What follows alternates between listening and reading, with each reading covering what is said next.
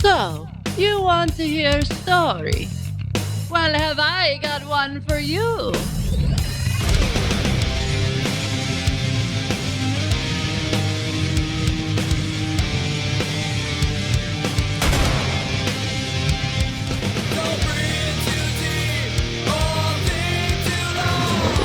A lot of people around here with guns, so kind of helps to have an itchy trigger finger.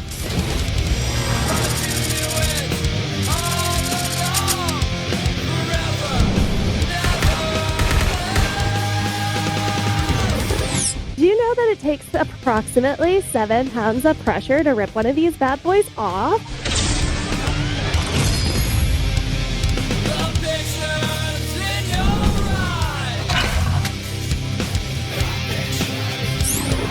As soon as he clocks that, he just darts for the shadows.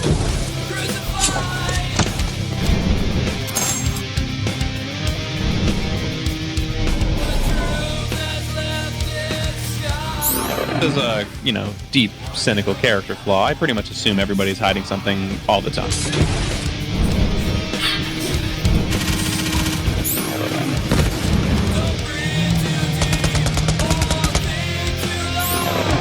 My boss was like, "Oh, you gotta fight this guy, or you're gonna get another bullet in the head." And I was like, "Okay."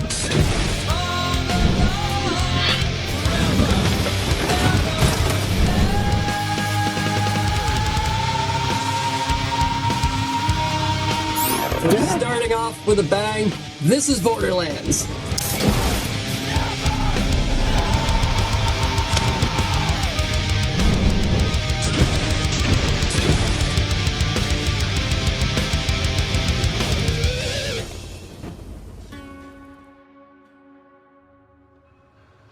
When we last left off, our crew of mercs and miscreants were in the throes of battle as Dr. Paracelsus had attempted to subdue the whole crew in one fell swoop.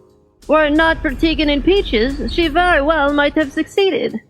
Our crew fought for their very lives as they weathered plasma bolts and assaults on their mind as it became apparent that Celsus was after Fidget more than any of the others. She then unleashed Tracer Vlad, the very quarry our crew was seeking. Now a mutated shell of his former self, Vlad was forced to fight even as he pleaded for death. And while our crew worked to subdue Vlad, Hobbs was able to wake Fidget. Turning her enraged eye to the doctor, Fidget held a chunk of iridium in her hand. As the stone turned to a blinding light, Celsus was lifted off the ground, burning within a phase lock. As she screamed her last, Fidget proclaimed she was done hiding.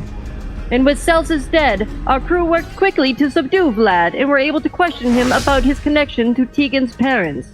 Confused, Vlad called Tegan by another name, Jane, and said that her parents had betrayed the trust of the Banner Squad and were excommunicated. As it looked like Vlad was not long for this world, he told Tegan to search out the Banner Squad for more answers. And it is here, as our crew gather around the unconscious form of Tracer Vlad, that we resume our tale of vaults and villains. So yes, I have this map brought back up so that we can all just kind of gaze upon it once more here. Yes, Vlad has been positioned on its gurney as, I believe it was Duck and Fidget were attempting to use various pipes and tubing from these chemistry sets here to jerry-rig or MacGyver some form of transfusion apparatus so that they can ideally siphon blood from one to the other. It was, I believe, established that upon best guess, having no real equipment at their disposal to test such a thing, nor the time to perform such a test, that Fidget and Tegan may be suitable blood donors for this endeavor.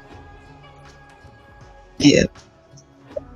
So, as we settle in here, let's get, I believe, like I said, Duck and Fidget, I believe you guys were going to spearhead the trying to jerry-rig this machine. So, why don't we get, respectively, Fidget a tech check and Duck a medicine check, just to see how well that goes together, first and foremost. Kimmy and Tegan, whatever you guys would like to be doing in this moment, if you're assisting with this or if you're trying to pull your attention elsewhere, do feel free. 17. I'm just gonna like I don't know, I'm just gonna like sit down on the steps and just like observe, like see if this like are they actually gonna like go through with this whole thing? I believe Tegan was firmly in the camp of die. Yes, I am very, very much so. Which is fair. 23. Nice. With those rolls, hell yeah, you guys are able to, kind of using materials at hand, makeshift this transfusion device, like a simple like pump that would suction in and out and be able to like deliver intravenously. Although it does take the better part of like a good half hour to do this, as like Vlad is like in and out of consciousness and not looking well. He's not going through the petrification at this point, but he is definitely still suffering. But awesome. Cool. And Kimmy, what did you want to be doing in these moments? I was just having a bit of a think about that. Sorry. Am I capable of possibly sending a virus via the computer system in the Hyperion place? There is a piece of tech, but I think it's a little above your level at this point, unless you have the Achilles virus. But Damn. Okay. You don't have a hacker's kit, so you can attempt to do a tech check, but it will be exceptionally difficult to find and deliver a virus. No, that's okay. I just wanted to double check because, like, I don't know, I wanted to sow some chaos. It might be something like you might be able to talk to Fidget about when Fidget is less busy at the moment, because Fidget is proficient in hacking. Okay. Alrighty. For now, I guess Kimmy's gonna go back down to over here and see if she's needed. Alright, awesome. And as we then shift into what will be a skills challenge. So Hobbs will attempt to assist in what few ways he has available. But we're going to start it off with the only person here that has real medical knowledge to speak of, and that is Duck. So Duck, if you'll please tell me what you're looking to do in this situation.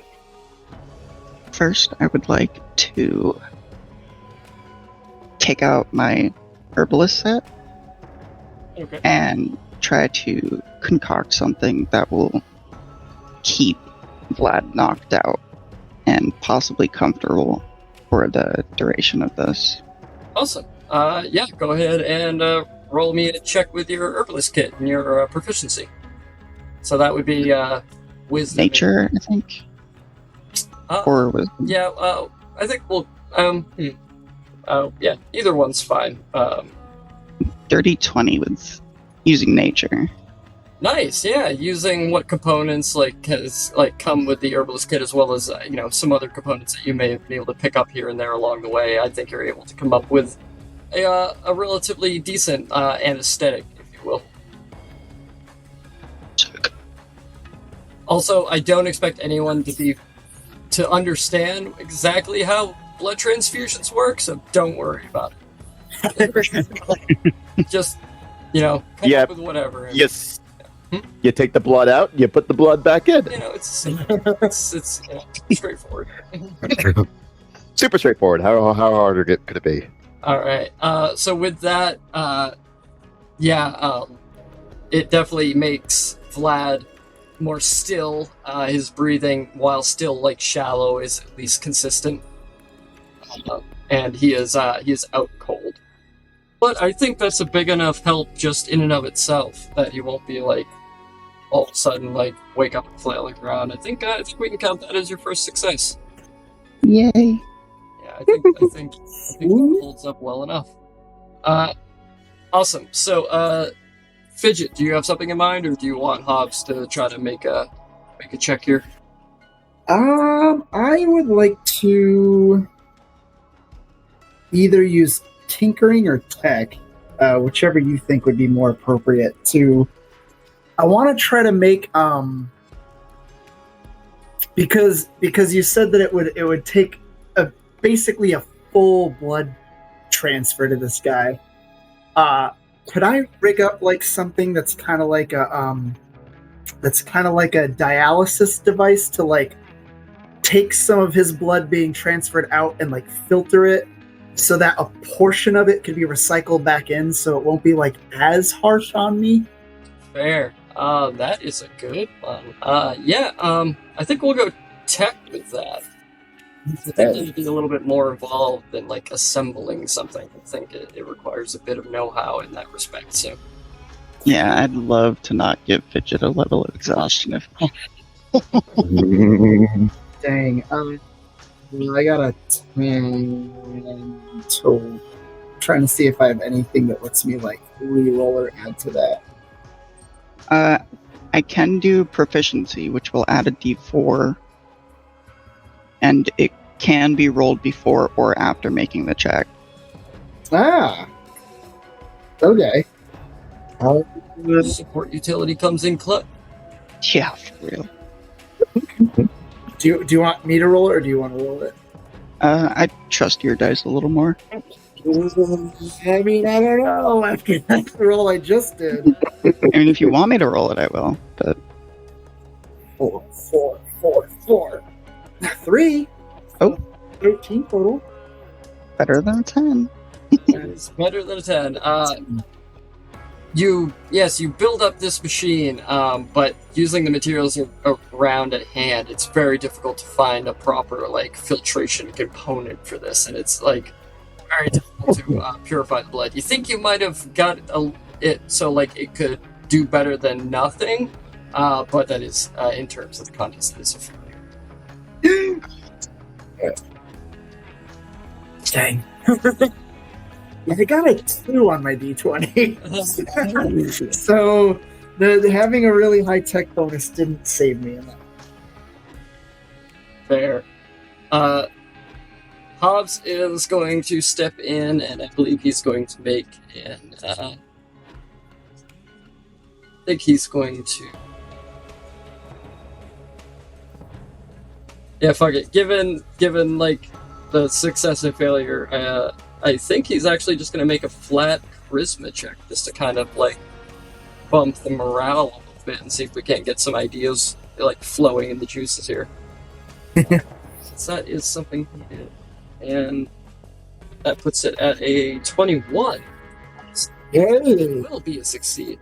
As he starts spitballing ideas and kind of bouncing off one another as we begin to actually set up. Who's going to offer to give the blood first? Is it going to be Fidget or Tegan? Are you going to step in? I should probably be me first. Okay. All right. Without any fight from that, we begin to set up Fidget as we begin a bit of a ritualistic bloodletting from Vlad as this transfusion properly begins. Fidget, you are down. The blood starts moving from one to the other here. So glad I made Constitution one of my better stats. We're level 4, right? Level 4. Okay, just clarify. All right, fantastic. Kimmy, did you want to jump in on this test, or are you leaving it between the three Hobbs, Fidget, and Duck? The only thing I can really think of was trying to intimidate the slag out, so I know, I was just be like, I'm gonna scare the shit out of the slag in his blood, but so I guess you're good at. I was like, can I use deception to trick his blood into thinking someone else is compatible? But otherwise I am sending you a question concerning some background possible stuff that might be able to help. Kimmy's not proficient in medicine skill, correct? No. Yeah, you wouldn't be able to add your proficiency to it, but I would say that you could at least can at least rationalize you giving a medicine check. Okay. Can It do. would basically be a flat wisdom.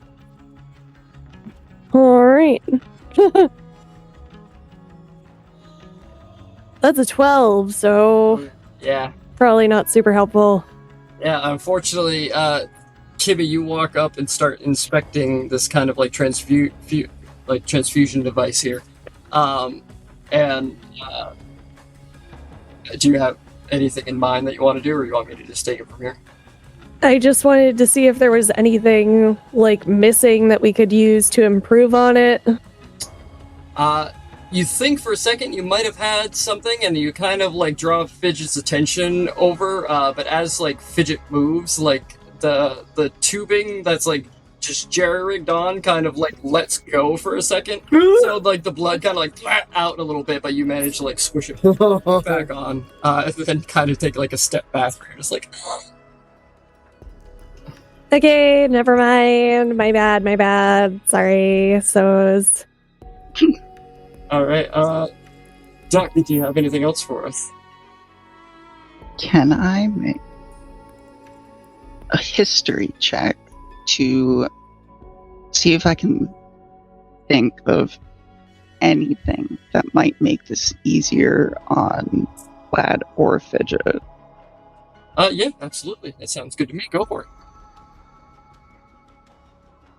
Another dirty 20. Oh, shit. Nice. Ka-ching. That would be a success. It's like you're racking your brain trying to think of a way to like save this guy without harming Fidget.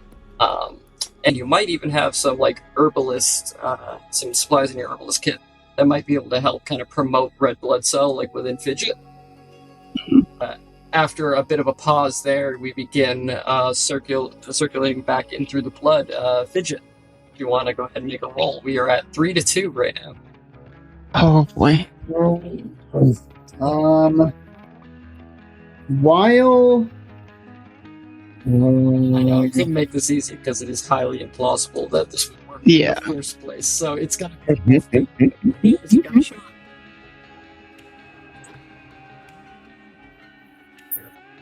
so we determined Tegan might be compatible. both of But you. we don't- It's, like know that for a fact. it's basically like what you guys could like remember of like your own blood types matched up with like some of the notes that was found from Dr. Celsus, and like doing your best and kind of hoping that all your information is accurate, because there is no way to adequately test this. So it is a gamble either way. But yes. Could I have, while we were doing the rest out period, could I have looked into seeing if we switch to Tegan, would I be able to modify the system so that if it turns out Tegan's not compatible and it like starts doing bad stuff, there'll be like a failsafe where it'll like stop or something and not continue pumping and make him worse or something? I'm trying to. I think there's a way that you could rig up to like monitor like the vital signs, like any sign of like a twitch or a glitch, if this were the case. That Yeah, like things that maybe like if we were just looking by eye, we might see symptoms that are too late, that like there's a problem, but something that'll be like an early detection. It'll pick up on symptoms we wouldn't be able to detect just by looking and listening. right, like strictly monitoring like perhaps like kidney function as well as like heart rhythm. Yeah. But the real question is, can you convince Tegan? Tegan sits rather dejectedly alone on the stairs, like lost in rumination. You wanted tech, you're getting persuasion. I'm not terrible at persuasion either. You can either like, if you want, you guys can have like, you can like make a persuasion check, and I'll let Tegan decide if it's effective on her, or if you want to work this out and actually try to convince Tegan, you're more than welcome to, not necessarily involving a check. But Yeah, if you want to try to avoid having to make a Constitution save in the future, then you can try to rope Tegan into this. Alright, so I am going to try to rope Tegan into this, but I'm going to go for a slightly different tact here. Okay. Slightly different than I was originally thinking. So I'm just like, hey, Tegan, come here for a second. Yes. I go, so, I don't know. I'm not even sure if I have enough blood to do this whole thing by myself. I am not entirely certain if your blood's gonna work or not. We hadn't really figured that out yet. But I have an idea that if you took my place for a minute so I could have both my hands free and be able to mess with it, I could rig up something so that if your blood isn't gonna work, it'll just stop immediately and we can switch right back to me anyway. But also, I think we could do this faster and more effectively if both of us are hooked up to it. I also have an idea with that where it'll kind of like put like a little centrifuge thing in the middle where it'll kind of like mix our blood together. And I described something more technically complex than me as the player can consider. I don't even know if it would work. Where it would like some kind of middle device where it like mix some of his cells with my platelets or something and does like a little weird thing, so it kind of like will trick his oh my god, I forgot his name, the patient that we're Vlad. Vlad. That will like trick Vlad's body into thinking it's my blood even if it is yours. I like it. Trying to pull one over on the circulatory system. I like it. Oh, I can't use my charisma to deceive it, but I can use my tech to deceive it. Yep, it's hey, it's a Barbie world. Come on, Barbie, let's go party. Bow, bow, bow, Maybe bow, one. I'm gonna go ahead and pretend that I understood the things that you just said and give you an idea of my own. I take this shotgun. Yep, there. And I blast his head off. Wait. And we're done. Wait. Okay.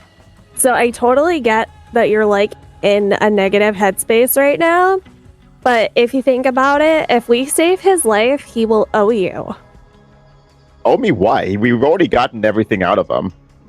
I mean, like, where is this mad Mabel? Marlene?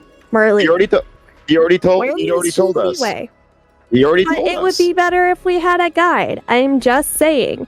And on top of that, like, he's not the one that abandoned you. This is totally some misplaced anger, girly. Like, try doing a good thing for the greater good.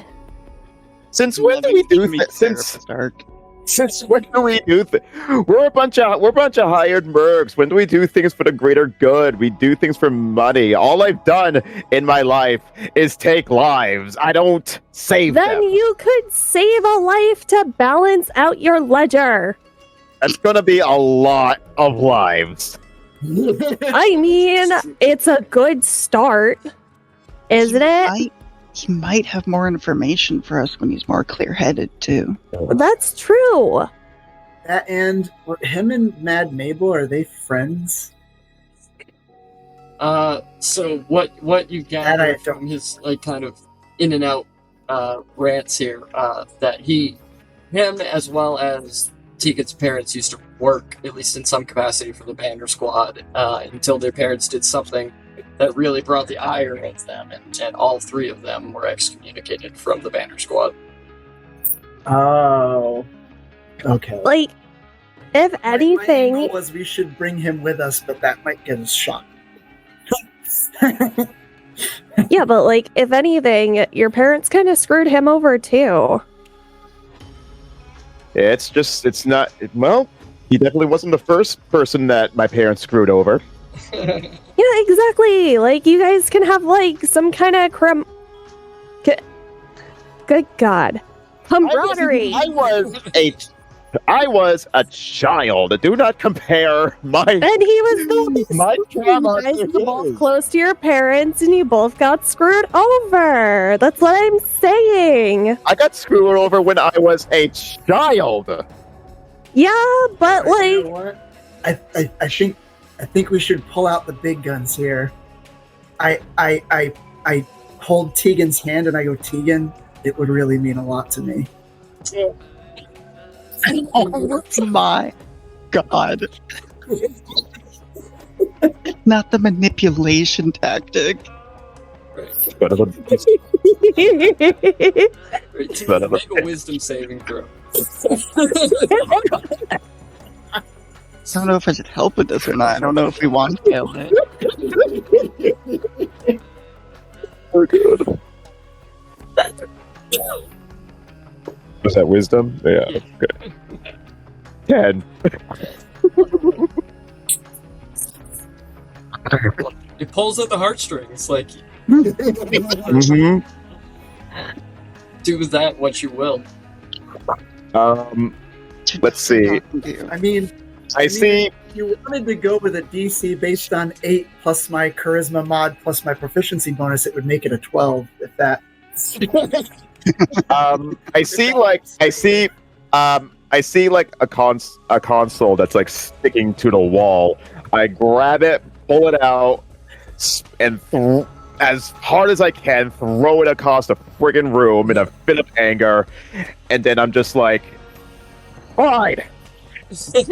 Give my stupid blood to this stupid fuckface over there.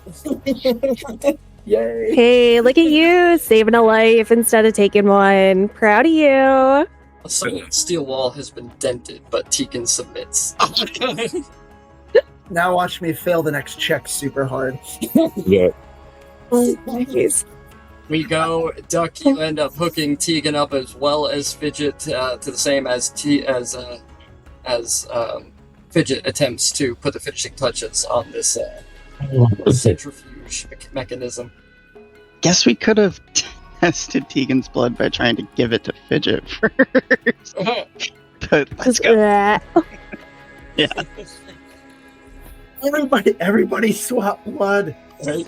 They both taste like AB negative. Technically, if I give any of you guys my blood, you might die. Do you have do you have how many uses of that? Is it a tech you have that adds the D4? Proficiency. It's an ordinance, so I can do it as many times as I want. That would probably be good. Are we looking at tech or tinker on this one? For this one, building the contraption, I think might be Tinker's. Okay. But yeah, I can do that if you want. So you can add a D4. Yeah, that'd be good. I don't want to have pulled out that big of a fucking play on Tegan and then fail this. I would feel like such a fucking bonehead after that. Alright. And it's this the tech is it only lasts one round, right? Yeah. Or is it? My tech? Yeah. It's up to a minute concentration, yeah. Oh shit. Alright. Alright. And you can use it after the roll in case the roll's really good and you want to bank it for something else. Yeah, sure. Okay. Well, actually, this is probably going to take over a minute anyway, so whether I use it or... I might as well use it, right? Probably. It's an ordinance. We'll just do it. We'll just... I'll just roll the d20. I'm going to stop fucking... I'm nervous. I'm nervous in case I roll really low like I just did. Okay. Oh, no.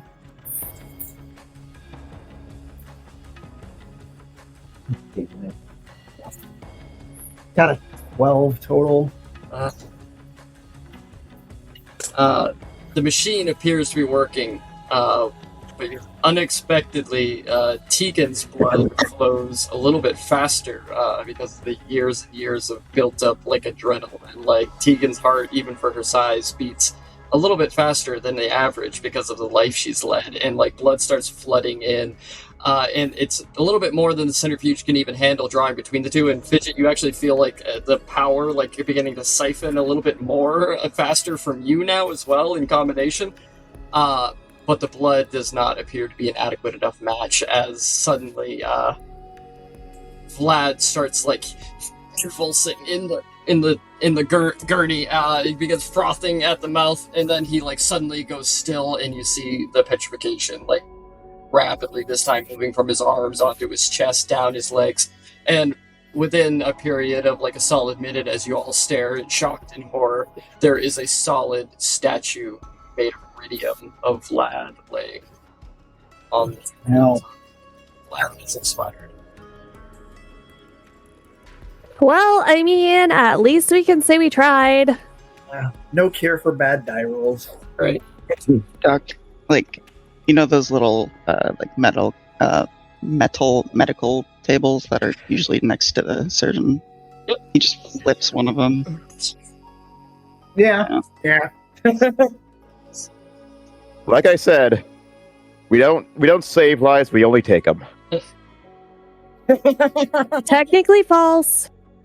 I was gonna say, Duck, I think especially for you when Tegan says that, like, how does that hit Duck? He just like he had like a silent anger, and now he just kind of storms outside. That's the point! I did everything right. She died anyway. Why the hell do you think that would make you feel any better? And so as Duck storms out, you're all left as the room goes silent, save for the small whirring of machines and slag liquid running through and still gushing out of this pipe. Fidget, would you please make me a Constitution saving throw? Sure. I got one good roll tonight, and then that was it. Alright, with that, you do suffer the first level of exhaustion, as like, too much of your blood was pulled out through the mighty pumping rhythmic heart of a rather angry and enraged Tegan. At least it's only one versus the possible what seemed like 3. It was certainly hitting that way. I did have 3 in mine, actually. Disadvantage on ability checks, right? Yep. I just friggin' like, just kind of like, because Duck gets pissed, you know, and Tegan's like, well, let's see, what did I tell you?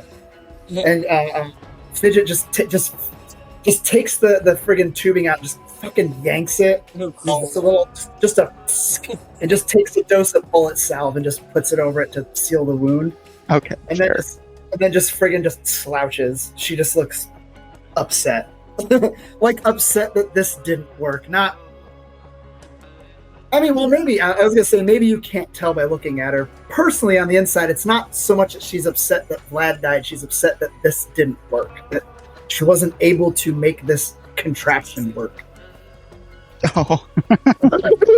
It's more personal pride than anything. Yeah.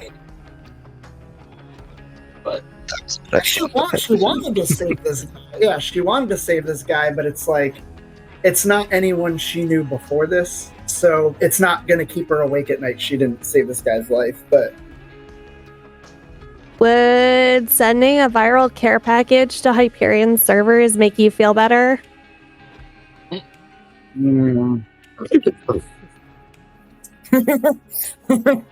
Totally valid.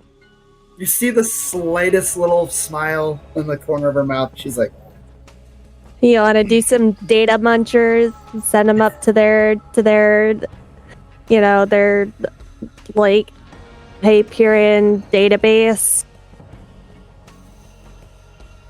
I bet it would make them really angry. just like there's a minute of just like quiet, just like, and then she looks up at you and goes, "Do you think it'll work?" I mean, maybe we can just like put our heads together and figure something out. I've seen some pretty nasty viruses in my day. I don't know how much help I can be because the whole room looks like it's slowly spinning around me, and that's not good. But I like that. That's would actually fair. make me feel a little That's fair. If I give Fidget the help action, would that balance out the disadvantage from the level of exhaustion? Yes, it would. Yep. Okay. So you would be able to commit the hacking check, just flat check. And Tegan, you are like sitting as you like tear this thing out of your veins as well, but there is just a solid iridium statue of Vlad like frozen on the table, like his last moments of writhing.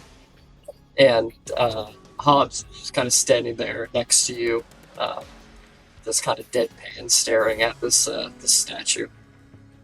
And he just puts like a hand on your shoulder. He's like, "Oh, well, gave it the old college try. What else can you really do, right?" I mean,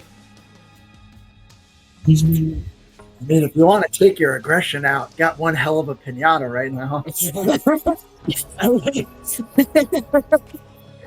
Actually, yeah. I'm thinking. I'm just gonna like walk right on over and just like slam my fist down right on where his head was or used to be or whatever. All right. Yeah, you bring your hand down like right across like the bridge of this thing's nose, and like with enough force that like a crack around the neck like appears. Like iridium's very very hard substance, but you have cracked it. And Duck, as you like move away from the group, there are, even though the map didn't necessarily show it, one thing I did forget when making the map, there are a few doors that lead to other areas within this place. So down leads into like the inner workings of the pump. There is a ladder going up, and there is another door that seems to just move like horizontally into like a separate this place. So wherever you would like to go. I mean, he's not really going to go off by himself. He just wanted to be alone for a second. Okay, so you just kind of like recuse yourself to like a part of the room then. Yeah, because losing a patient is hard no matter what. Mm-hmm. So fair enough. Be brave, explore. I will say you peek at the door that's like on the same level as you, and it just goes out into where like a lot of this stuff is stored for like transportation back to Hyperion back in the days when Hyperion was like actively involved in all of this. And it looks like there's not much in there. It's very old, like covered in dust. It looks like Celsius wasn't even like involved too much in like exploring this place. But yeah, you basically see a dark warehouse sector of this establishment. Interesting. Yeah. So Fidget and Kimmy, Fidget, if you want to give that hacking check. This is just to break into the system itself. Dice and it still didn't help. 14's good enough to break into this old ass Hyperion epic, and yeah, you are able to like kind of just like send like kind of like a base. Are you looking to establish a virus, or are you sending the videos of Dr. Celsius' terrible experiments, or what are you looking to? How do you want to try to piss off Hyperion? Ari, the player, says go big or go home. Kimmy's just happy to be involved. I didn't know if you had like a tech virus or something. No, I figured we could like find one and send it. I'd say you could send some like pretty annoying viruses. It's not like it's gonna cripple Hyperion, but it'll certainly piss some IT guys off. Yeah, just something busy for a little while.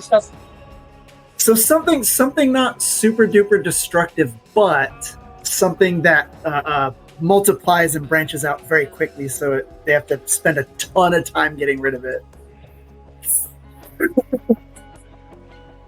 But awesome, you send off a virus that will ping off several relays before, like, undoubtedly, like, reaching some of their servers. Will also probably alert that they still have active hardware chilling on Pandora.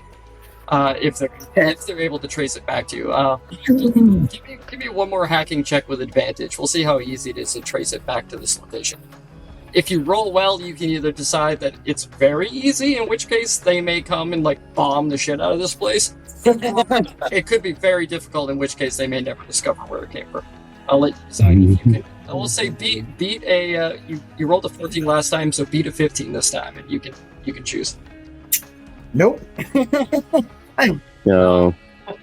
You know, I had that one good roll at the start of the night. I think that's it for my good rolls tonight. You know, Arden brought up a good point, how, like, when we were doing the play test that Anthony wasn't a part of, that it seems like Anthony is something of a lucky charm for this group. When he's not present, the rolls turn sour. That is kind of, yeah. At this point, Hobbs actually gets a communication that it's loud enough for everyone to hear over his echo device, and that chings in, and it is Captain Abigail. It's just like, hey, crew, just checking in. We're sitting at about the 24-hour mark here, so how's everything going back down there? Well, we found Vlad. That's fantastic. Yeah, he's right there. Okay, can't see you. Oh, sorry. Good. Like, I'm glad you found him. Were you able to get him out of whatever mess he's in? Well, he's dead. Oh. With good reason, I hope. Yeah, not really. Alright, Captain Odessa's not going to be pissy at us, though, right? Like... There was nothing we could do. Okay. We didn't do it. This bitch scientist was experimenting on him. Alright, okay. Well, sounds like you gave it the old Promethean try, anyway. That's the second time I heard that today. Were you at least able to recover the shipment that's gone missing? And Hobbs chimes in. He goes, "Yeah, I think we got all that was owed to her. There's a bit more kicking around, but apparently it's in some lava tunnels. None of us are really inclined to go exploring." She's like, "Oh yeah, all right. Well, as long as you got what's owed to Odessa, I think we can call the mission a success. You know, you gotta break some eggs to make an omelet and all that. You know, so." We got to work on a call sign for you guys. Just being like, "Hey, crew," it's a little basic. So if any of you guys have a call sign in mind, feel free to let us know up here. I think Pandoracorn Squad's pretty great because there's like 5 of us, and like, it sounds just really badass. Alright, yeah, if everyone's cool with that, we'll dub the Pandoracorn Squad. Fantastic. Nice. So what's it looking like down there? Like, what's next up for you guys here? So I take it you found Vlad somewhere. Vlad is now dead. You have the shipment. Right now, I've sent Whammy, Duck, and the triplets down to the town of Opportunity in the Highlands to make for some supplies. So they're going to be down there for a minute. But what are you guys looking for next on your agenda? Well, I mean, there's some stuff that Duck wants to check out with some of the rat population down here, and then there's a death race that sounds super fun. A couple other things I kind of forgot. There's someone I'd like to visit. Oh yeah, we're also looking for some broad name Mad Marlene. Alright, well I can have Zoe take a check into that, see if we can dig up any details to help you there. We're not really on a time crunch. Obviously Odessa wants a shipment sooner than later, but it's been about a solid galactic day here so far, so I think expecting this job to be completed in under a week, probably. I think she's probably okay with that. So if there's something else you guys are looking to explore down in Pandora, as long as you're safe and can do it reasonably within a good time frame, I don't think that should be much of an issue. Awesome. Do we need Whammy, Duck, or the triplets to keep an eye open for any gear or anything that could be reimbursed on the ship later?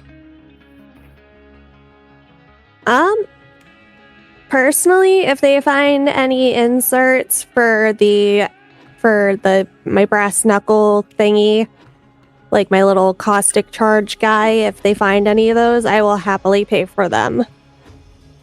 Alright, I'll make a note of that and send it down to the triplets. They'll probably be looking around areas that sell that kind of servicing equipment. Guns. Lots of guns. Fantastic. Abigail's like, alright, well, we have comms, so whenever you need to hail the ship, you can do that from your Echo devices. Just keep us posted when you need your return. We can hook it up so that the drop pod's kind of a one-off deal here, but we can able to lock on your locations and bring it back to the ship when you're ready. Just make sure you're in an area that's not too overly crowded and populated. The last thing we need is a Digistruct mishap here. Those could be rather rugged. Yeah. I've heard stories of like people being trapped in the Digistruct system itself, and like ways. Yeah, it's a horror show for sure. So just make sure that we're in a good tight area that's not going to be crowded by too much other garbage in the way. Otherwise, only half of you might make it through. And I don't mean half of you guys as a group. I mean half of your individual selves. Yeah, that sounds not awesome. Yeah, there's not much I can do about that. Yet. Alright, fantastic. So you guys now may decide what you like to do. Abigail, I got one more thing down here. I'll send you down. We managed to get like a rough scale map of the coast that you're on as far as Pandora is concerned here. So we'll send that down to you. Expect that within the next hour or so. And then she's like, alright, let us know if you need anything else, and she signs off. Fieldgold is signing out. I am actually going to now upload a map onto here that I'll show you guys in a minute, but the day is yours. Suppose a rest would probably be a good idea. Yeah. Sounds more. Even if Puri and Trace that, I feel like they're not gonna get here within 8 hours because they don't have the friggin' Hyperion station anymore, so they can't just moonshot fucking robots down to us to take us out or anything. That is very accurate. The Helios space station lies in ruins somewhere on Helios. Yeah. Technically, since it fell in Tails, it's somewhere on Pandora. Yep. So cool. So you guys take you're looking for a long rest or a short rest here? It's long rest. So. Pretty pleased. We just leveled up. Pretty pleased. What stuff? Yeah. Awesome. Fantastic. 8 hours pass by, looking out what small holes you can find that lead to the outside show that it is still deep within the throes of night here on Pandora. Does anybody want to go see what this here key card that was in this only cute thing about that bitch doctor had? Guess I'll keep my mind. If it distracts me from anything, sure. I mean, if we find anything breakable, we can just break stuff. It's fine. It's not like Hyperion's coming back for it, right? Sounds good to me. Yeah. Fantastic. What are you looking for, Timmy? Any doors that key card that was in Dr. Celsa's belt would go to? Yes, the key card that you did find in Dr. Celsa's belt is actually a key card to many of these like large Hyperion shipping containers. And going through, if anyone wants to make an investigation check, it could be aided by one of you other guys. So whoever's rolling investigation, we'll let you do it with advantage. Oh, there we go. A nat 20. Hey.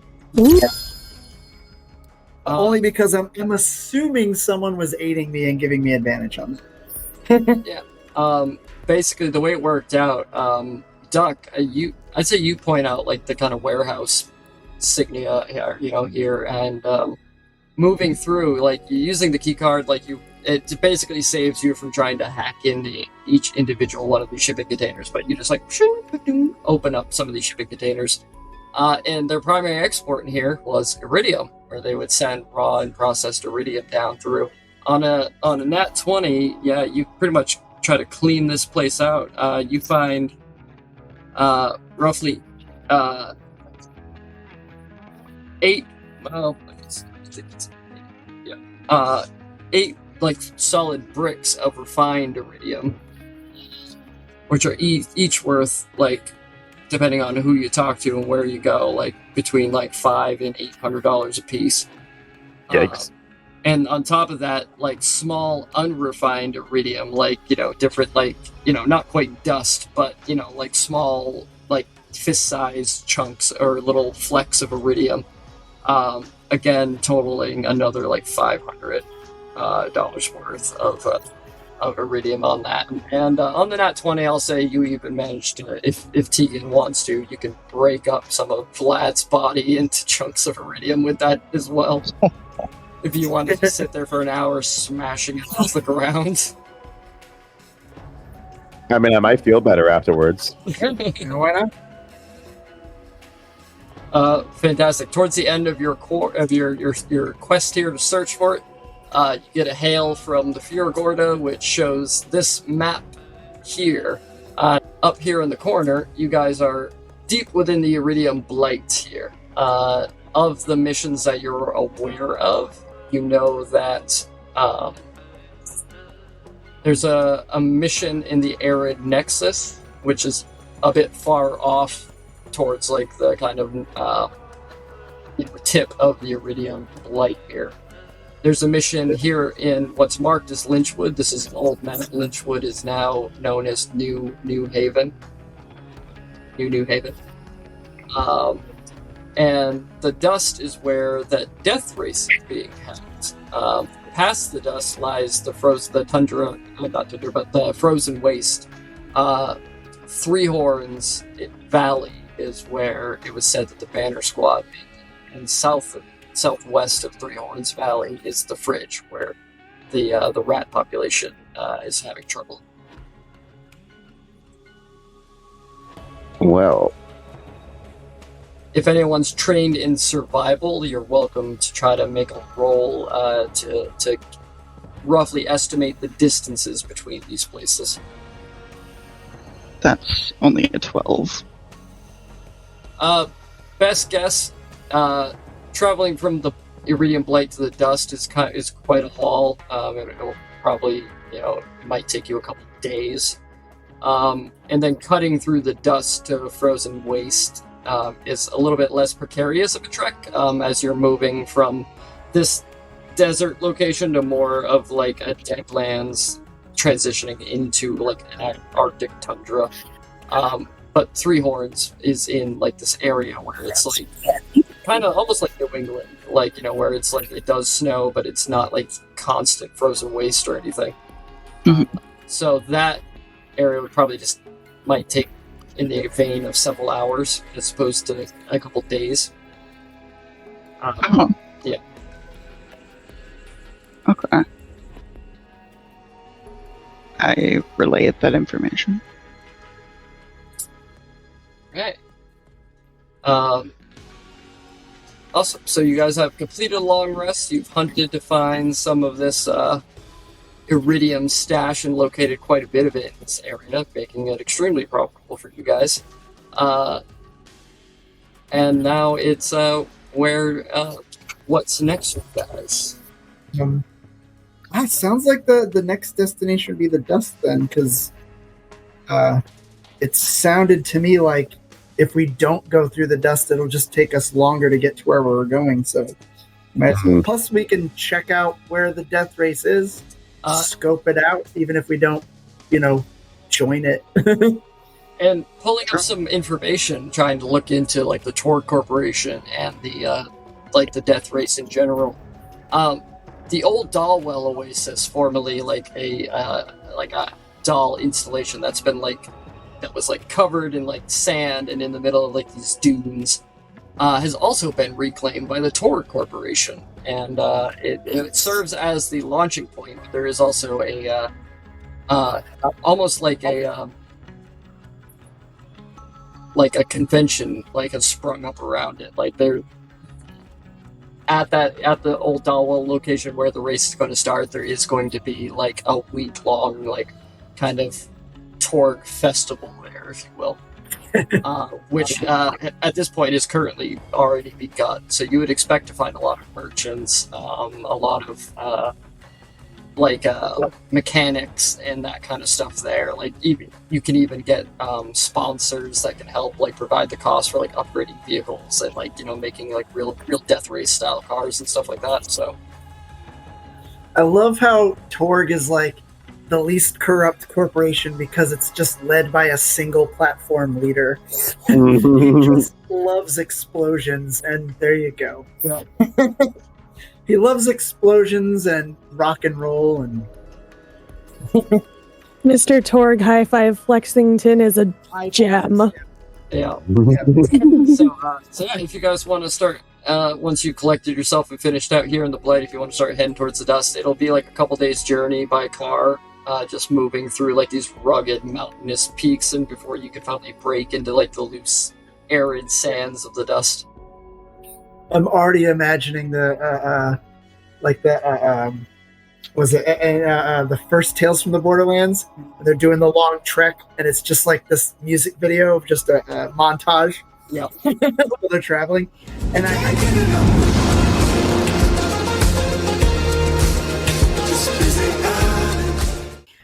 didn't know the first time I played it, but apparently that montage can be different depending on what choices you made up until that point. I haven't seen all the other ones because I haven't played through the game more than once yet. Right, I haven't seen that either. That's interesting.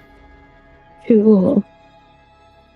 But awesome. For the sake of brevity, then, unless anyone has anything else within the Iridium Blight or the extraction plant that they want to do, you guys can begin to move on from here. Well, if we had Mr. Torg levels of friggin' explosive ordnance, we'd level it before we left. If you guys, the best way possible. If you guys want, you can attempt to sabotage the iridium pumping and manufacturing device, which will, Hobbs has already ruptured one of the pipes that is just continuously spilling slag into the depths of the tunnels. I was thinking about using my backpack to set the place on fire as we left. Actually, could I try to stop that sludge from pumping continuously? I forgot about that. Yeah, we'll say with a bit of work, you're able to kind of patch that. Yeah. That, so it's still leaking. It's not an airtight seal, but it's not gushing out. We may as well not cause an eco disaster. This place is already so fucked as it is. And Kimmy, you certainly could attempt, but I will remind you the backpack is single use. I know, I'm aware. I figured, I wrote in my notes to save it for a rainy day, and I feel as though the rainy day has come. I need to set fire to this building immediately. I do have the flame launcher, and we have peaches. If we want to literally set fire to it. Exactly.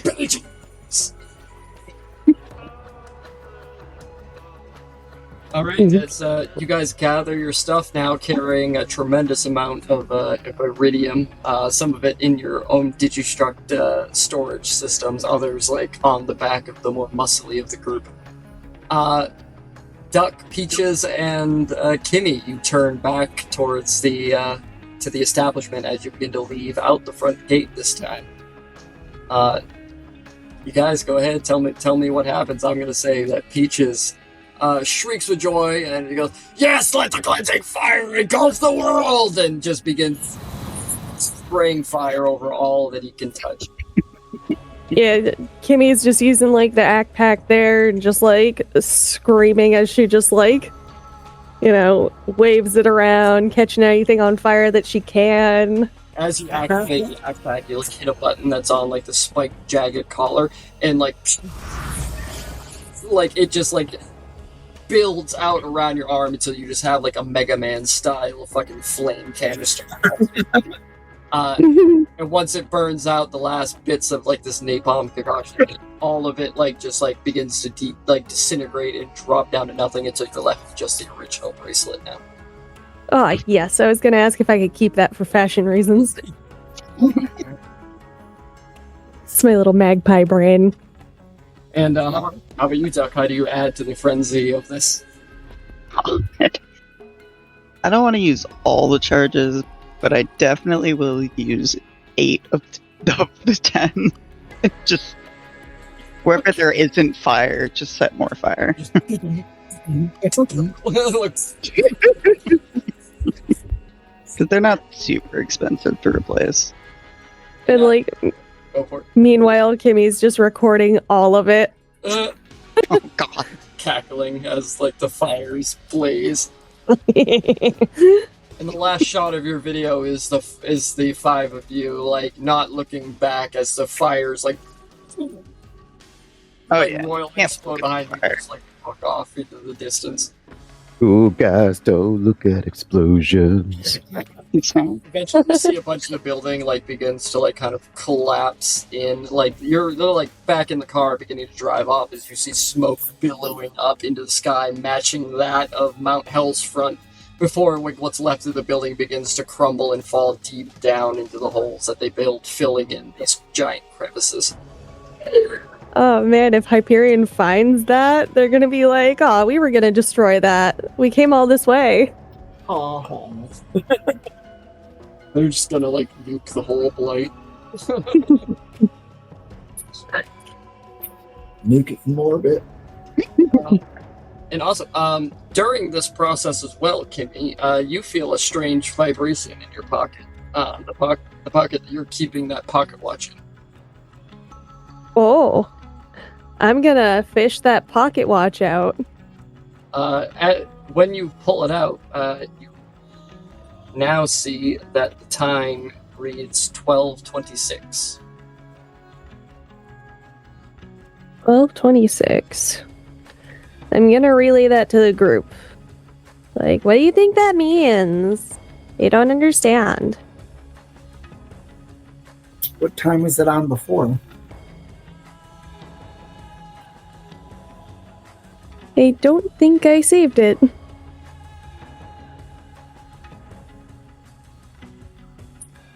If anyone wants to make a flat wisdom check. Or an argument can be made for intelligence or wisdom, because it is memory-based here, so... Nat 4, so... Wisdom is the one thing I'm good at, and I got a nat 1. I got a 13. Yeah, unfortunately, none of you... well, actually, let me grab Hobbs in here. Oh, not that die. It's this die. Come on, Hobbs, you're our last hope. That's yeah, that's a natural 15. That will break it past. The original time as Hobbs like chimes in, he goes, I believe it was 6:42 was originally on. Oh, thank you. Yeah, 6:42. It is now resting on 12:26.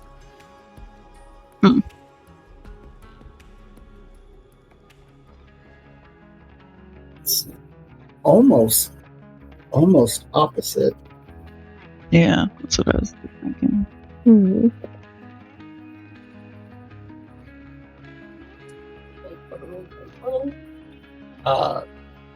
Thinking the way the hands would be positioned, it would be almost the same, but just flipped. Hmm. Huh? I don't know. Well, Weird. will reveal itself as you get to. Yeah, I was just gonna say I'm not good at puzzles. I'm sorry. It's all right. There's always a chance that we can figure it out. There's also a chance that maybe somebody, you might be able to rope somebody in to try to help figure it out as well, like some random stranger you've not yet met, or someone on the ship of the Fear of Orbit. But also contemplating that puzzle, you guys find your vehicle and begin to tear off out of the Iridium Blight towards the front. Once again, dodging the mysterious rack population, this enormous bully body that you begin to, that you tear past as it screams in the distance somewhere, still licking its wounds from the previous encounter. But as we go through, who wants to roll me a d10 as we begin the long process of making our way from the Iridium Blight to the dust? I'll do it, I guess. Anyone but me. I got a 4. A 4, okay. As you're traveling through, you have a relatively uneventful first several hours here. We're going to be taking this basically in kind of 8-hour chunks. Driving by, you're still in the thick of the Iridium Blight, but moving through these kind of craggy mountainous ranges, and sometimes you have to take it much slower, maneuvering around so you don't get the wheels stuck in some crevice, or manage to beach yourself going through some of these kind of more hilly places. But you do find stretches of road that are still relatively intact and to make the travel through for the first 8 hours of that session. Moving through, who wants to roll me another d10 for the next 8-hour travel? I will. 2. Yay. On a 2, your progress does slow as you are accosted by a series of racks that swoop down from the sky and begin to let's see, there's 4 or 5 to be with Duck, so it's going to be Tegan, you're 1, Kimmy, you're 2, Fidget, you're 3, Duck, you're 4, and I'll make 5 Hobbs, and a 6 will be your rear. 1. Tegan, you get pierced by a rack tail in through your side, taking 7 points of piercing damage, which is roughly absorbed by your shield. But you are also grasped by it, and the rack attempts to carry you off of the back of the tail. Oh God! How big is this rack? I was probably praying so hard. It is a rather large rack. It's not whipped right off in one go, but it pierces into you, being rebuffed by the shield, but then coiling around you with its kind of prehensile tail as it begins to try to take off. Make a strength saving throw. Hasty last stand. Add a d4. D4. Hell yeah. Just tap her foot as she's flying away.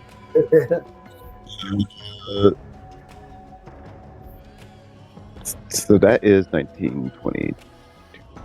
So that's a 23, even without the D4. Okay. Well, it's an ordnance, so it's not a waste anyway. Right. Go ahead and roll the d4. Just show. Let's give it your all in this moment. Then it'd be like a 20. Then it'd be like a 27. All right. As this thing, you feel your feet beginning to leave the bed of this truck. You grab hold of the base, right where its tail meets its body. And like Duck, you run up and like grab hold of her foot and like pull her down, like activating your utility tech, or hasty last stand is an artifact tech. So like putting it on, and it like Tegan, like you like pull down, like landing like your feet back firmly on the cab, and like swing the rock around, and it like goes right underneath the tire of the technical, and as the vehicle continues to speed by.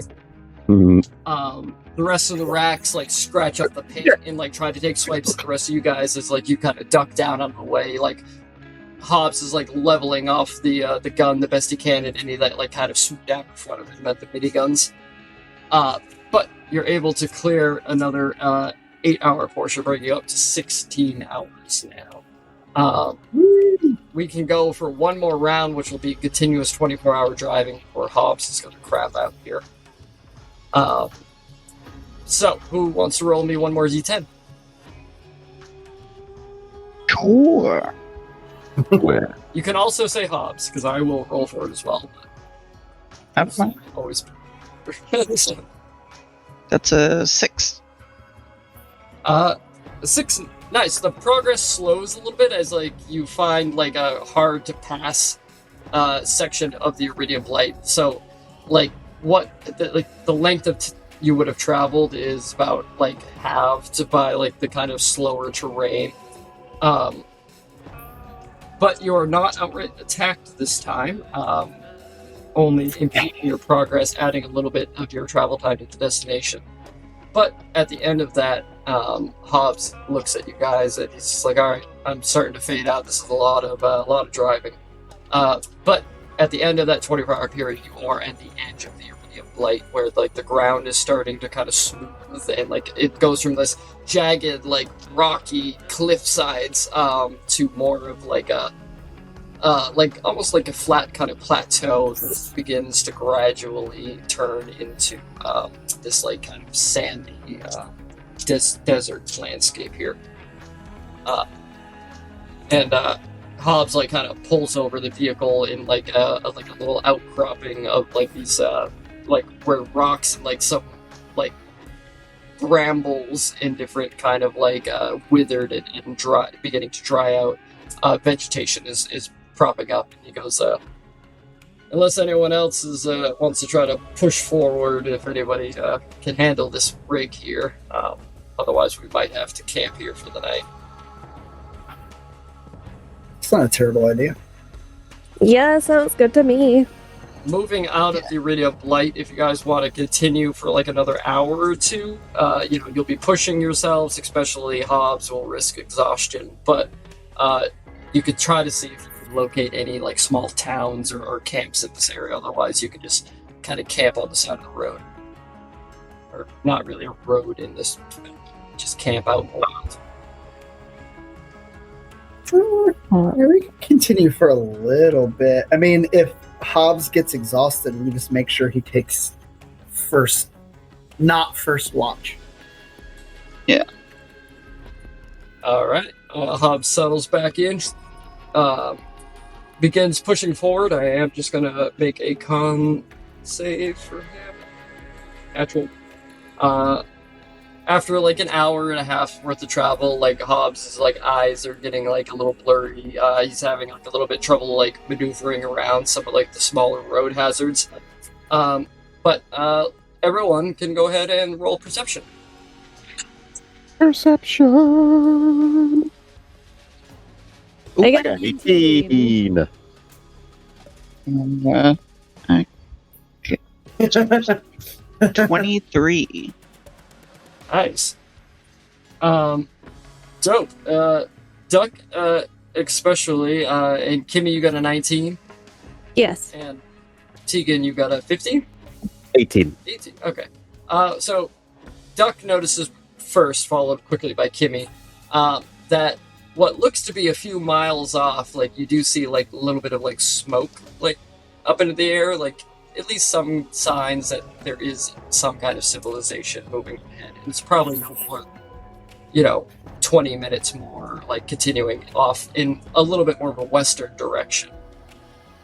So Hobbs, is that where we're, does that look like something we're interested in? Well, this is Pandora, so it could be civilization, it could be bandits, ready to kill us as soon as they see something. Does anybody have binoculars? Nope. Yeah. No. I think we've been through this a little bit before. Nobody does really seem to have advanced scoping.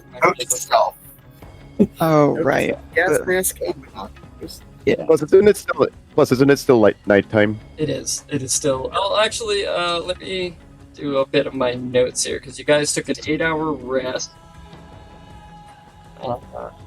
You traveled for light sector.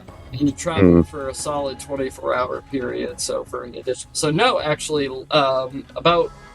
probably about several hours ago, light does begin to break over the horizon, and it is now appearing like a morning type situation. Okay. So yeah, so light is beginning to break up. You guys drove entirely through the long nights of Pandora as the sun now begins to open up. With that does come other, perhaps dangers, as a 36-hour day cycle in the middle of the desert is a little rough. Yeah. But right now it's not too hot. It's not like freezing cold either. Like as the sun begins to break up, like this is kind of the perfect temperate kind of like the sweet spot of this area. Before you get further into the desert and it starts to get blisteringly hot. Right now it is like a nice like early fall, late spring kind of day. Ooh. Yeah, the temperatures are like a pleasant like 65, 67. Mm-hmm. Does anyone have I feel like someone has a sniper rifle? Maybe we could use the scope from that to take a look. Unfortunately, Hobbs only has an assault rifle and 2 pistols. Oh. He's got a Vindicator assault rifle, which, by all intents and purposes, makes it sound like it's a sniper rifle. But it's actually an assault. Oh, okay. Yeah, I don't know why I thought he had one. No, I thought he did Big too. fucking gun that deals a lot of fucking damage. Yeah, probably. UN are known for their BFGs. True. Well, I think we should have. Hobbs is like, yeah, we'll take it a little slow. We'll stop before we get up in their business. I think obviously. Cool. He continues driving off in the direction of the smoke until you guys are within several hundred feet of it. Kind of park the car off so you can get a better look. And though it's very far away and no one has advanced optics, you can see that it is a small settlement that seems to have popped up. It's a lot of tents and a few reclaimed structures in this area that are kind of half broken buildings, whatnot. But there is a large fire in the center, and it definitely doesn't look like the cultist camp. Yay! It doesn't appear to be a heavily fortified area, but you do see several individuals moving to and from, and even a couple small quadrupedal animals kind of in the mix as well. If anyone wants to make perception or insight, go for it. To try to deduce from this far away will be a little challenging, but go for it. I got a 7. That's another 23 insight. Nice. I got a 5, so that's probably not going to do. Hobbs rolls a 21. So, but dope. So Duck is you and Hobbs kind of take a knee and are looking down into this camp here. You see there are several van-ish type vehicles. Some bigger transport kind of trucks. And people do seem to look like they're kind of moving certain like cargo between trucks. And they're like building a fire. It looks like they're like preparing some kind of a meal and stuff. Nothing about it screams hostility, actually. Okay. And you don't hear like any of like the loudest person in the area is still like Peaches. Like you don't hear any equivalents. As like Peaches is kind of like stopping back and forth, like kicking up some of the sand and just like he's like, oh, they're coarse, tiny grains get into my flesh.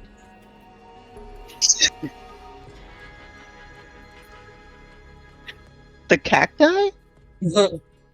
Yes, That's the screaming, stinging pain needles. Yes, I can figure out what he was talking about. Honestly, I don't know half the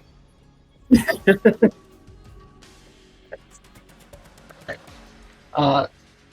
But also, so Hob looks at you, Duck, and he's like, yeah, I don't know. I mean, my best guess, I mean, it might be better than being left out into the elements. You know, we don't know what is in this area. Yeah, seems safe enough. I am a fan.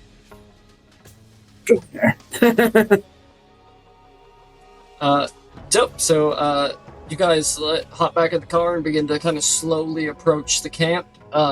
As you're pulling up, you do see that several of these people take up arms and, while aren't actively engaging with you, like it's a show of strength.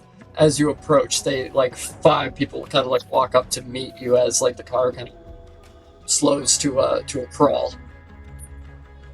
Oh my gosh, hi, we're friendly. Hello there. One of the guys, an older woman, like long gray hair, like braided back, like wearing like the tattered, garments that is typically seen in this kind of like post-apocalyptic like ish era here. Holding a large shotgun, like Jacob's single action pump rifle. Like steps up and he goes, "Yeah, state your business." I mean, we're just kind of looking for a place to take a bit of a rest. We've been driving for a long time and our driver's getting pretty wiped. And Hobbs, is like resting his hand on like the side window of the truck here.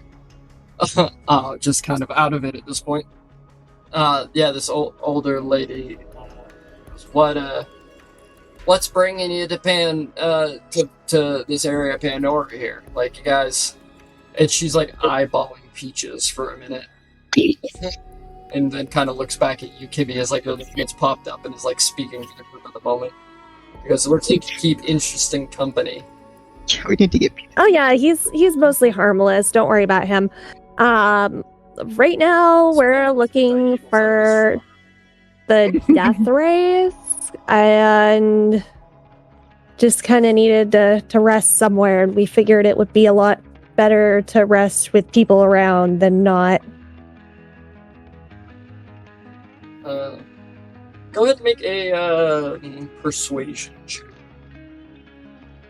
You got it.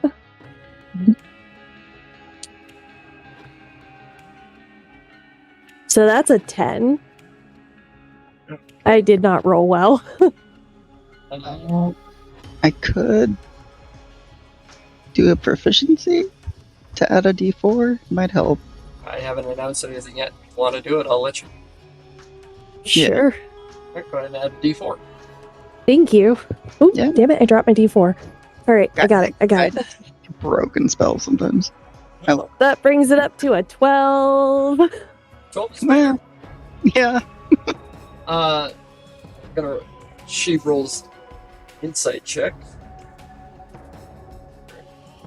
She looks at you and then kind of like leans in and like whispers to like an older, like gruff gentleman with like a big beard and like, wearing like the sun brim kind of hat, also holding a rather large shotgun.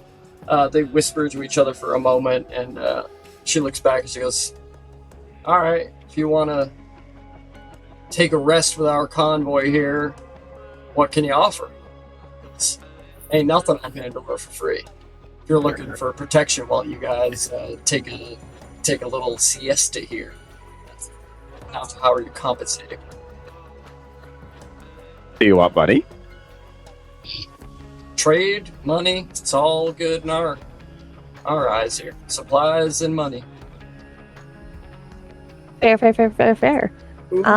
Well, That ounce of vintage I have. Will they take that in trade? Are you showing it to them?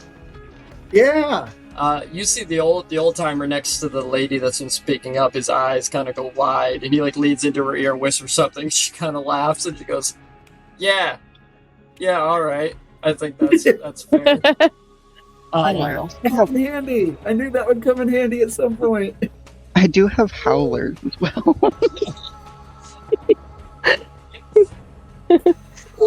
Brilliant. Smash cut to around their bonfire where they're roasting skag meat over open fire and just getting Eye on what? vintage. And if Duck is offering howlers, there might be some of the younger kids that are into that kind of stuff. Yeah, I mean, I have 12 doses. What are those do? They're acid, essentially. So if anyone wants to trip some balls in the beginnings of this desert area, like it's kind of like like taking a spirit vision and going, like a little peyote in the desert. It's man. We partake. Man. this is like this one festival that I saw on social media where like people were just like getting so blitzed and just being so inappropriate. Brilliant. My initial plan when I took them was to use them as like almost like a poison force, like slip it into someone's food or something. Yeah. Awesome. So Tegan and how many doses of this do you want to give out, Duck? Because Tegan will take one, and you probably have like 2 or 3 of like these like early 20-year-olds that are like into the idea of like spending a nice night, like I'll give out half the 6. Okay. And are you partaking as well, or? So you said there's 3 or 4 of Tegan. I mean, does anyone else want to trip? I think. Then yeah, I'll take this better. Okay. I was gonna say me the player would want to. I don't think. Yeah, Kimmy doesn't. She's seen some things, so. Actually, no, that's a good point. I don't think Duck would. Okay. I will. Instead, Kimmy's just like got Peaches in a corner trying to fix his mask and make him look more friendly. Drawing like a little smiley face on him. Yes. Scrub any of the psycho symbols off and replace it with a Pandora corn. Yeah. Fidget's definitely going to put like a Pandora corn sticker on something. Probably her wrist computer or something. Nice. Hell yeah. Howlers make it hard to focus, hallucinations, and ADD brain. 12 hours. Oh, more powerful than. So Tegan, as you end up meeting up with a handful of like these kind of not they're older than teenagers, but they still are like young in heart and mind. Come up and they're a little enamored with you at first, just because of your intimidating presence. And they goes, oh yeah, like you guys are going to the death race, like that's so awesome. Like the Tor Corporation is like always like fucking crazy and stuff. Like you guys are looking to cause some serious damage, I bet. Yeah, that's what we do. There's talking to like you guys are like roaming around with a psycho, and like you have all these like guns and different like things like proper mercenaries work here. You guys each pop one of these howlers. Go ahead and make me a Constitution saving throw. Mm-hmm.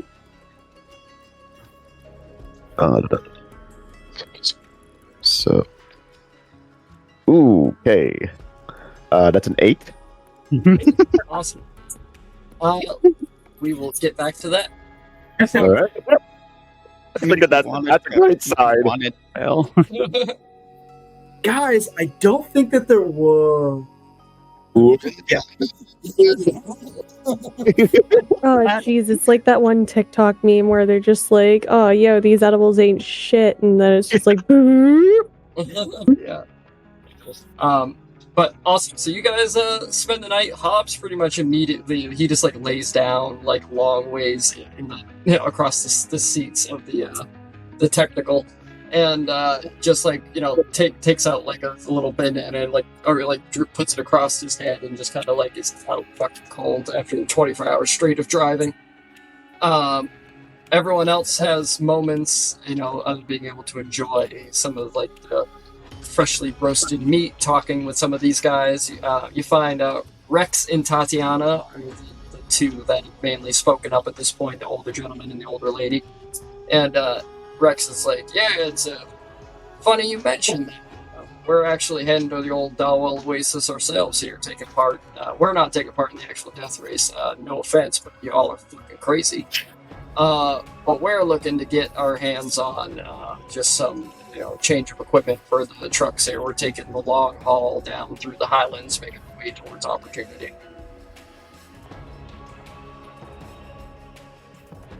Yeah, it's good to see other people in this area that aren't just raving lunatics. Somewhere off in the distance. Did Peaches take a howler? Because that'd be hilarious. I feel like Kimmy would have swatted it out of his hands. He definitely wants to. So, but if Kimmy, if we're gonna babysit him, no. Fair. Kimmy's like trying to force him to take like a bath or something. Just be like, Peaches, listen, buddy, you smell rank. You gotta clean up. I'm sorry. I know this is mean, but sand all over himself like dust. Like chinchilla. Oh my goodness. Rolling around on the ground.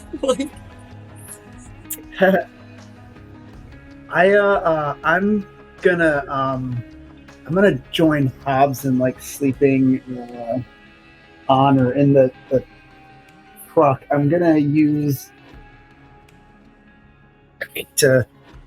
the area, so I'm just gonna do a 20-foot cube with the technical in the center of it, and if anyone other than us approaches the vehicle, it'll set off the alarm. All right, fantastic. Put up the little perimeter, bed down in there. Does anybody else want to do anything involving interacting with this camp, or any role play stuff that we want to get to before we can complete this long rest? And yes, Tegan, I am aware of what's happening.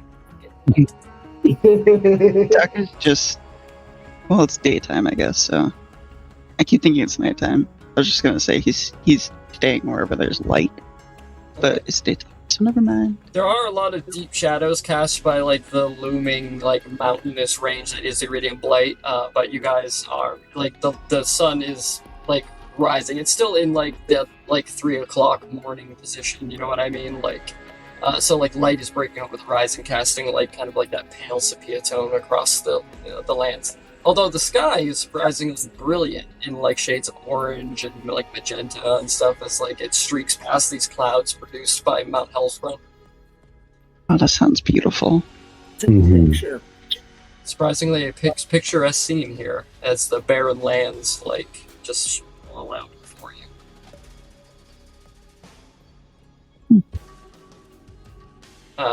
Kimmy, anything you wanted to do? Kimmy's gonna take a picture of the sunrise and add it to Echogram. Nice. Yeah. After a few hours, you see that one of your brother, sorry, the name escapes me, but the one you've been communicating with. The good one. Give me 1 second and I can pull it up. Sorry. Because I don't remember either. I'm garbage.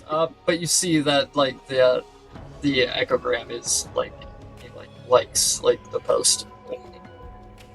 Nice. Same thing. Davis or something? No, hang on. I keep thinking Milo, but I don't think that. Oh, Miles. Miles, yes, it is Miles. Oh, Good memory. Yeah, thank you. Because my memory is trash. I did not think it was right at all. So Right. Jimmy, you finally wrestle Peaches down for the night, or for the rest anyway. And you guys are able to also catch up on some sleep. And Fidget, your perimeter is undisturbed for the majority of the thing. You are like briefly woken up by like some kid that had like stumbled too close and was like gawking at like the vehicle with its barrel launcher and minigun and all that stuff. It kind of like vibrates like on your person, where you like wake up and you look over and you see that there's kid like touching like the minigun. And Hobbs just like looks up as like you kind of like he just like honks the horn like and the kid like runs away. But eventually a long rest is had for everyone except one person, as you guys all come to and find Tegan nowhere to be found. oh great. And that is where we will end our session. Oh, thoughts and feelings. Oh, for fuck's sake! Oh no! Spit journey. yep. We're just gonna find her with like a lampshade on her head. Nobody knows where she got the lamp.